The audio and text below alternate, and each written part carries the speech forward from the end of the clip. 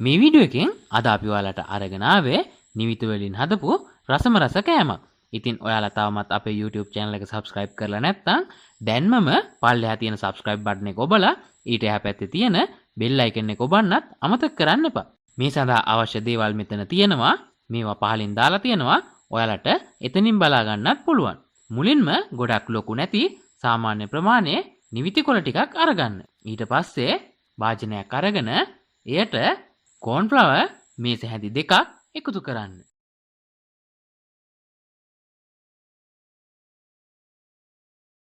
ඊළඟට පාන් පිටි මේස හැන්දක් එකතු කරන්න.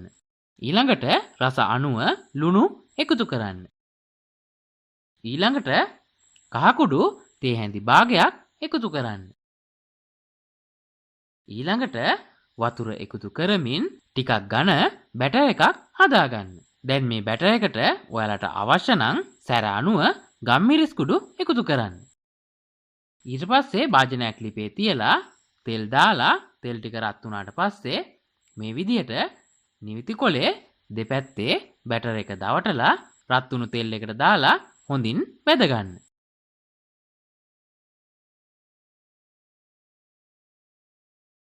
මේ විදිහට දෙපැත්ත පෙරලලා හොඳින් බැද ගන්න.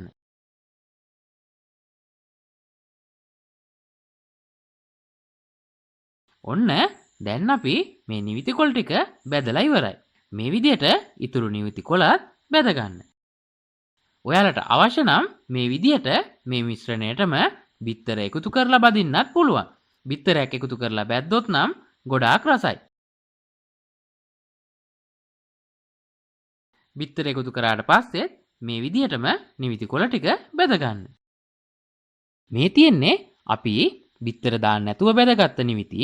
මේ ඊළඟට තියෙන්නේ අපි බිත්තර දාලා බැදගත්ත නිවිති. ඉතින් ඔයාලත් මේ දෙවිදිහටම නිවිතිය බැදලා බලන්න කොච්චර රසද කියලා. ඒ වගේම වීඩියෝ එක පිළිබඳව ඔයාලගේ අදහස් පහලින් කමෙන්ට් එකක් දාගෙන යන්නත් අමතක කරන්න එපා.